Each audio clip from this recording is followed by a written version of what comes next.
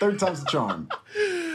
Hello, audience. Insert witty Rear Window reference, because I'm all out of them, because this is our fourth take. Fifth take. Noah, what did you think of Rear fucking Window? Terrible. Oh Terrible my movie. God. No, I lost my headphones.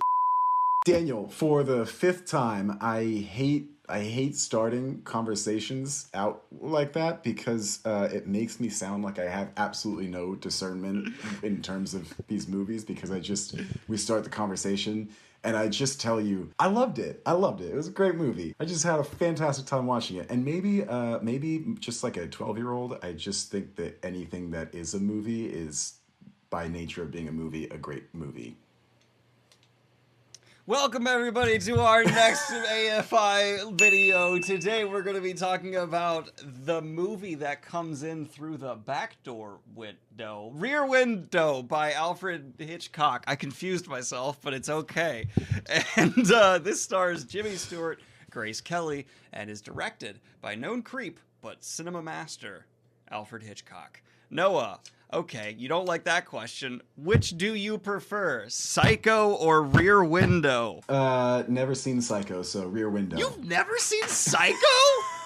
What are we doing talking about Rear Window? Oh, this is so good. All right, so I have controversial takes here.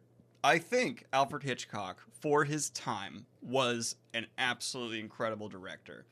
All of his movies, except for Psycho, though, for me, have not aged great, and Rear Window is a great example of that. Because as we got into in a brief previous take, basically we're just following a voyeuristic weirdo who's bored at home, and as it is a great narrative framing device, and it really allows this interesting story to play out, the entire movie, I can't help but think, boy, our protagonist is a nosy little dill hole.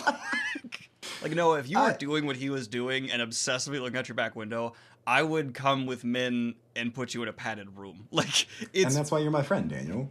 Yeah. Like, it's, like, really bad behavior. And I mean that in, like, several ways. Legally, morally, just kind of as an adult, just sort of seems like kind of a state of arrested development. I don't know. Okay, but getting back into the movie, we have someone with a broken leg, played by Jimmy Stewart, who is stuck in their apartment and is just watching their neighbors. That is the narrative framing. That's the entire setup of the story. And through some really incredibly well done, slow panning shots, we get this whole block that he's kind of looking into, or courtyard. Totally. It's just a very fluid way to get so much information communicated to the audience. And that's kind of what I think makes suspending so much other disbelief around this movie easier, because like it does such a good job of hooking you in that a little later on you're like, okay, I'll forget all this other stuff because what was done to get here was pretty cool. At least that's how I felt getting into it. No, I completely agree. It's nice to sort of, Alfred Hitchcock is often referred to as the master of suspense. And it is nice to watch a movie from the 50s, almost 70 years later, and see that there are still some things. I feel like Alfred Hitchcock had a pretty good grasp on human psychology. And so when you're watching these movies... But not self-awareness. No, certainly not. I would never... I'm not saying that. I'm just saying, when he sets up, even, sort of just the nature of a slow panning shot already kind of creates suspense because you're waiting to see what's going to appear next.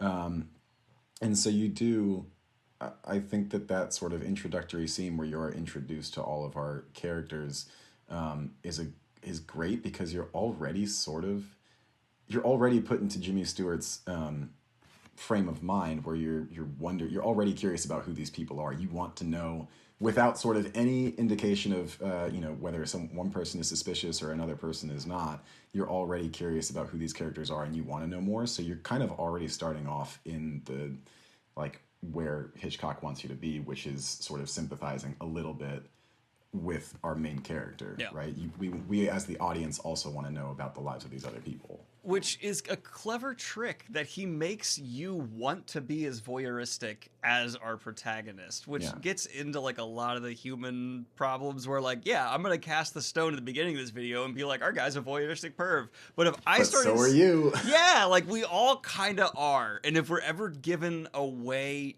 to be told that it's okay to do that, 90% of people will take it. And obviously we as audience members get to tell ourselves, well, it's a movie, so I can do this. It's fine. Yeah. It's a movie. It's fine. I am not saying in the real world Go anyone ahead. should ever do this. We're not condoning it. I gotta say though, I felt a little bit guilty. Yeah. And it made me more aware of it, like throughout the movie. But in one of the first times he's on the phone with his editor or something. Jimmy Stewart is on the phone with his editor or something, and Jimmy is staring into the window of Miss Torso, who's this young ballet dancer, and she like is just doing all of these dance poses half clothed in her bedroom, and Jimmy Stewart is maintaining a full conversation, and I am somewhat embarrassed to admit that I missed all of the dialogue in that scene because I'm just but like it worked, right? Like Yeah. I'm just staring at this woman, and then you're like, oh my god, wait, I feel like I kind of felt like a sap. Yeah. But I was like, oh, okay, I get it.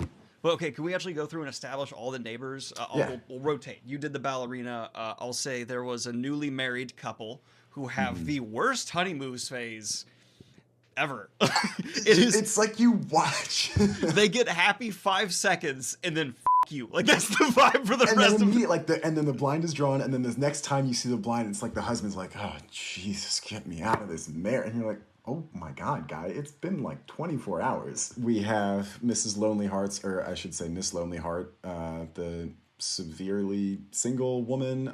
That's a weird phrase, but the single woman who lives on the first floor across from Jimmy Stewart, who is looking for a man or a partner, and like every night sort of runs through the almost like a phantom step of setting dinner for her imaginary husband. So we have that woman who we kind of want to pay attention to and are almost sort of rooting for. We just we want her to find love. No character in the history of fiction has made me sadder than watching this woman try and prepare a meal for her imaginary husband, then have bad dates, and nothing goes right for her, and she seems so nice. The first time, and this is something that I think Hitchcock does really well in a lot of his films, is sort of playing with what he knows versus what the audience knows. And so the first time we see her getting ready and getting all dolled up and, setting the table and lighting the candles for dinner, it's this really romantic evening.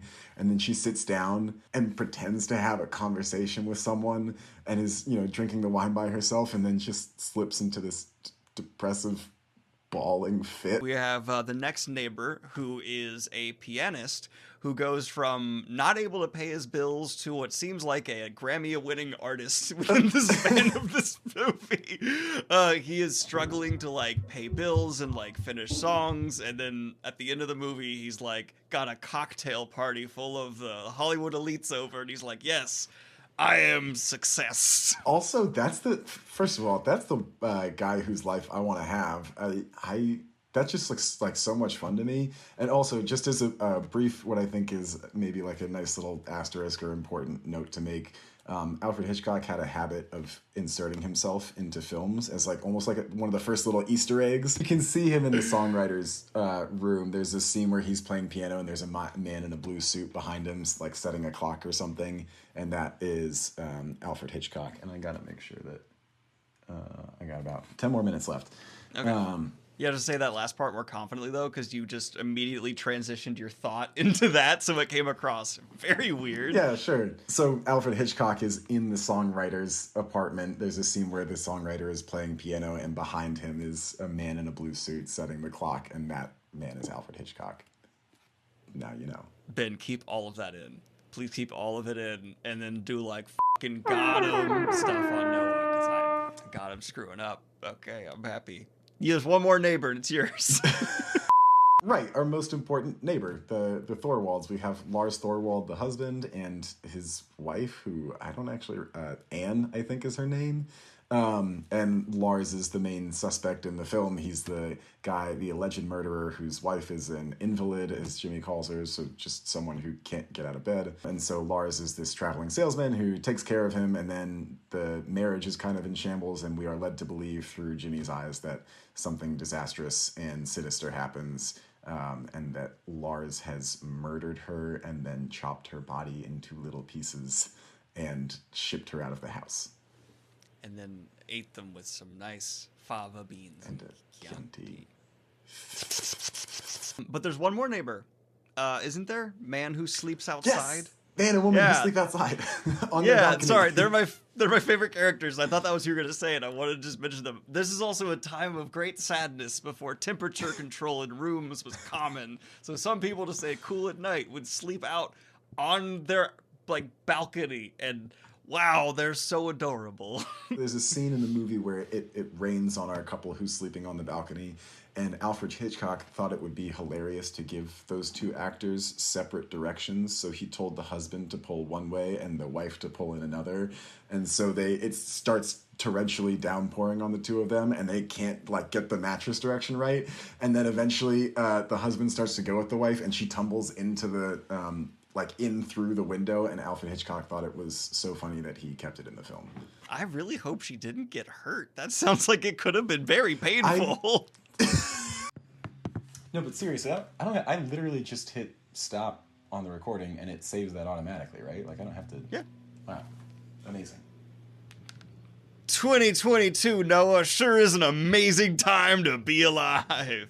Ben, they've had that technology since 1992. I don't understand what Noah's problem is. So I can hear you. No, he can't. He doesn't even understand that I'm not even talking to him. So I don't think Ben can hear anything that I'm saying. Yes, he can. No, he can't. Wait. Did you talk about on recording our ploy to frame him for stealing the Declaration of Independence? Wait, but we're the ones who are going to do it, right? But we're just going to frame it on him? Yes. Okay. You should probably not be talking about that in the recording that you're going to send off to him. No, I'm talking to you now, so he can't hear me. Oh, great. I got this thing in the mail a while ago, Ben. It's from State Farm, and I think I'm supposed to put it somewhere in my house. I don't know where. It's like a detector for radon. Does radon sink or go up? Because that changes where I put it. Both. Fuck. Okay. It's one of those rare ones. It's kind of like a raisin in a champagne glass. It just kind of continuously floats from bottom to top. Wait, what the fuck did you just say about raisins in champagne? I said it's kind of like radon is kind of like a raisin in a champagne glass. It's one of those things that just consistently floats from bottom to top. Did you not know about that? I didn't. That's fascinating. Let's turn this into Mythbusters real quick. Sidebar. If you take a raisin and you place it in a glass of champagne, it will sink because the raisin is more dense than the champagne, but because champagne has bubbles that consistently effervesce and float from the bottom to the top, the bubbles will get into the little crevices of the raisin, pick it up to the top, and then all the bubbles burst at the surface, and then the raisin sinks back down. You can do this. It's a great experiment at the home. You can buy a bottle of Andre for $10 and a pack of Sun-made raisins and do this in your home, and then be really upset because you have a pack of raisins and a bottle of Andre, both of which are terrible. Now every episode, Noah's going to come with a fun fact of the week, and this is starting it here, starting with your ever-floating raisins. Cool! All right, let's go ahead and dig into the meat of the actual movie here, because we've gotten through the setup, and then as Noah mentioned before, a woman is possibly... She is murdered. The mystery of who done it and is Jimmy Stewart just crazy and out of touch becomes the crux of the story. And it's good, but I certainly was a bit underwhelmed with aspects of this movie. Sure. I think it has aged okay. There's definitely shots that I consider iconic that are definitely just fantastic. That opening pan for sure. A lot of the soft focus and focus in and out, and how Alfred Hitchcock used the limitations of what Jimmy Stewart could see to really establish this mystery. Brilliant. I think the dialogue's fine, but it is so old, and that's the only way I can describe it. That's so funny. It is it is old, but I think that I really enjoyed the dialogue because it's so witty. Both Grace Kelly and Stella, the actress who plays Stella, are so quick on their feet with responses to Jimmy Stewart, and they're so snappy and so good. I loved it. It. Just made me enjoy those characters more. However, this might seem like a weird connection. I enjoy Gilmore Girls, but one of the things that always takes me out of that series is the fact that the writing is so perfectly crafted. It is like every single character just knows what to say all the time. And I get that that's acting, and that's, you want your actors to not pause and not have those awkward or like moments. But every comeback is so perfect, regardless of the character, that it kind of takes me out of the scene. And the same thing was a little bit true when watching Rear Window. I loved the dialogue, but it was so snappy and so perfect with every response that I was like, oh, okay, no one really... I don't know a single person who talks like that. I just feel like there was so much that felt stiff and unpolished in angles of this movie. And I heard there was actually a remake done with Christopher Reeves after his accident that made him not able to move from the neck down. And so he plays the Jimmy Stewart character, disabled as he is, then doing Rear Window once again. And I started watching some of that. And while it's clearly not as good as the original, it kind of feels like a made-for-TV movie. Just in the smaller moments of like the filming methods being updated, it really improved my ability to like kind of immerse myself more in it. And I think that's not necessarily a criticism of the original. It's a reflection on, I grew up with this style of filmmaking that's more modern. And so the way Hitchcock does, it feels outdated to me, where it's still not objectively better. Does that make sense? It's really... Yeah, no, that's a totally fair criticism, because I feel very similar. My first introduction to Rear Window was actually Disturbia with Shia LaBeouf, which is Rear Window what's again. It called? Which is just a retelling of Rear Window. Mm-hmm. And it was just updated for a modern audience. And as a teenager watching it, I was like, wow, this is great. Like, this is a really suspenseful movie. And it, and I think that part of that is because, in the same way that it's great to read something like The Great Gatsby or, War and Peace or whatever, it's not necessarily relevant to a modern audience. And so it's nice to have that in your canon. It's nice to be able to have that as something to reference or be familiar with. But that doesn't necessarily mean that it's going to relate to you or connect with you in the same way that, a more modern book might. And I completely agree. And that kind of gets into the larger conversation around remakes we've touched on, but not gotten super deep into, where a lot of the people in our comments section have a knee-jerk reaction of don't remake it ever to like every classic movie, where it can add something to the art. Because one, it never takes away the original. Every time we say something could be remade, that's not a disrespect to the original, especially though for like suspense and stuff like this, a genre that has matured, you can just add stuff to it that will better pull in the more modern audience. So getting very prematurely into our final question, I would even like to see Rear Window done again. This is something I think that could be done again every 10 years and retell this type of story in a more engaging way. Disturbia was in the 2010s. Let's do it again in 2020 with the current best in horror. Let's see A24's version of Rear Window. That'd be awesome. You know what would be super interesting? I'm just kind of spitballing here, but I think there's as far as human nature is concerned, I think we're kind of programmed in some ways to be voyeuristic and to be sort of interested in the lives of others, right? We're kind of innately, we have celebrity magazines that we're, incredibly obsessed with the lives of people who we do not know. But more immediately, we are immersed, especially in the past 10, 15, possibly 20 years, in social media. And so I think I'm not the person to do this, write this, or direct this, but I think it would be really interesting to have kind of a suspense thriller that deals with someone who is suspicious or piecing together clues that may or may not be there in like social media, like Instagram stories or something, just sort of following the lives of a few people on Instagram, because you are looking into a box of someone else, just a brief snapshot of someone else's life, right? In the same way that Jimmy Stewart is just looking into these brief moments, just what he can glean from without even hearing what other people are saying, right? He's just watching the movements. And I think that just as far as a comparison to the modern audience, I think it would be cool to sort of do that retold in sort of a social media kind of context. Mm-hmm. But I think that I would be really reluctant to do a review of Rear Window and not talk about the male gaze. Mm-hmm. If you're familiar with that at all, or our audience, for anyone who's not familiar with the term, the male gaze, and this is shamelessly ripped from Wikipedia, is the act of depicting women and the world in the visual arts and in literature from a masculine heterosexual perspective that presents and represents women as sexual objects for the pleasure of the heterosexual male viewer. In the visual and aesthetic presentations of narrative cinema, the male gaze has three perspectives. One, that of the man behind the camera, so in this case Alfred Hitchcock.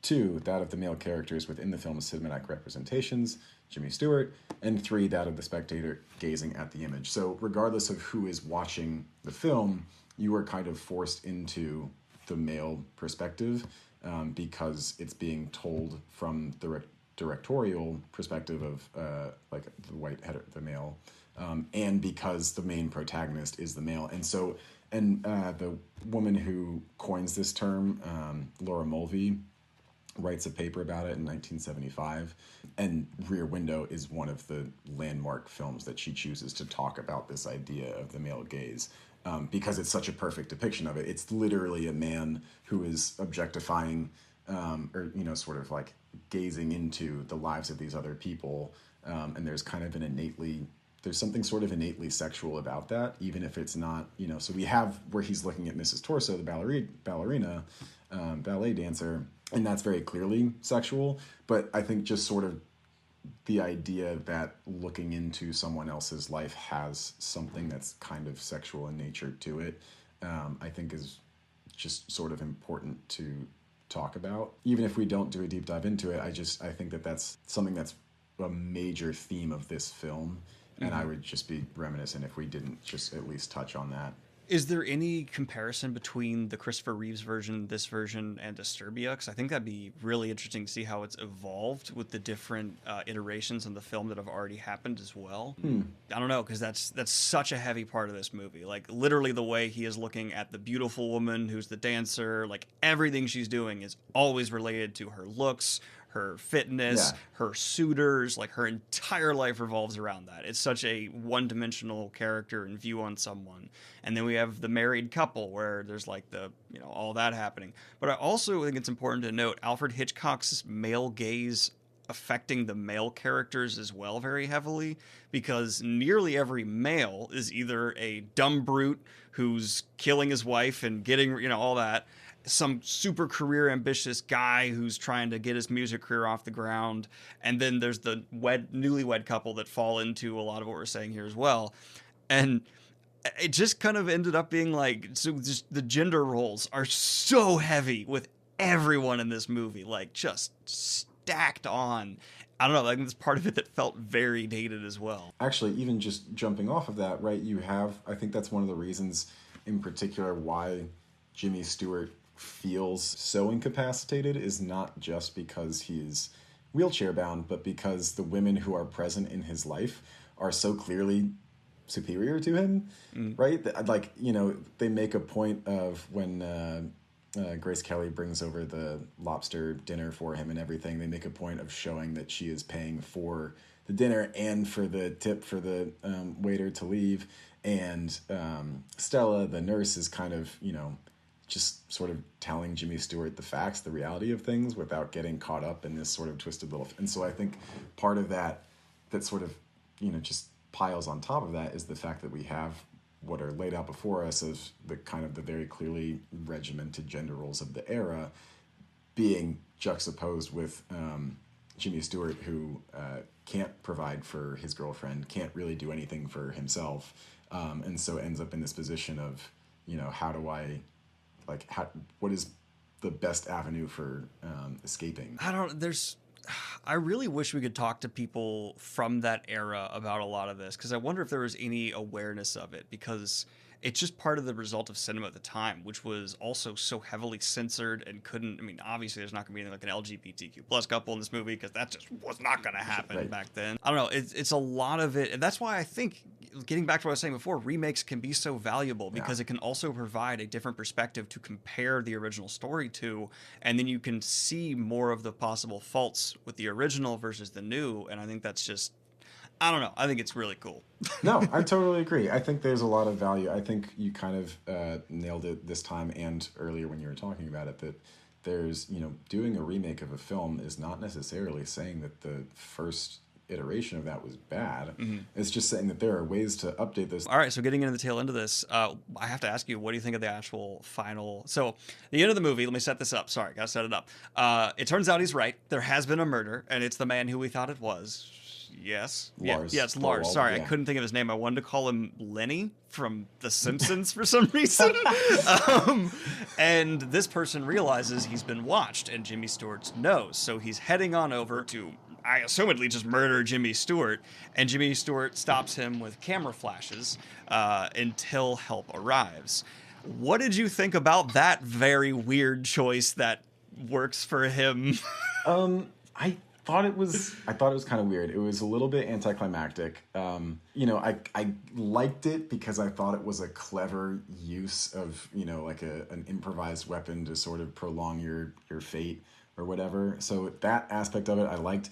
But the movie's kind of long. It's 2 hours, and Alfred Hitchcock does such a good job of sort of setting up this kind of slow and steady pace that gradually builds, and then to have the ending that we did, which just seems sort of out of character. It was like this, really slow, steady, evenly paced rise to a climax, and then a really sharp, like, an imbalanced ending. It was kind of weird. It, to me, felt like it didn't know how to end. It Yeah. was so blunt. There was no other way I could describe it. It's just, he's going to come over and kill him now. It's been so tactful and tense and subtle, and all of a sudden it's just, I'm going to come stab you. Oh no, light flashed in my eyes 3 times. You'd think eventually he'd realize to cover his eyes. I was like, I loved the slow footsteps. I was tense. I was on the edge of my seat when you hear the door close at the bottom of the apartment. You hear him walking up the steps. You're like, oh my god. That was really nicely handled. Yeah. That was great. But then no one walks at a.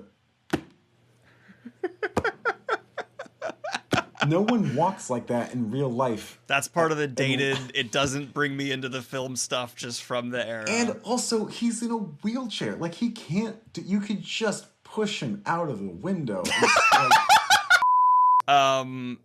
But it does, he's alive and he decides to commit to Grace Kelly, and the man is caught in the rear window. Anything I miss? No, you nailed it. Yeah.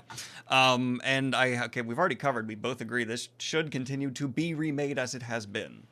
But do you want to talk about whether or not it should remain on the list? Yes, and I would say no, unfortunately. I do think there are Alfred Hitchcock movies that should be in the top 100. This is not one of them for me. Yeah, and I'm going to agree with you on that, and I feel like I'm making a premature judgment because to be totally honest with you, I haven't seen a whole lot of Hitchcock films, even though he's one of, the greats.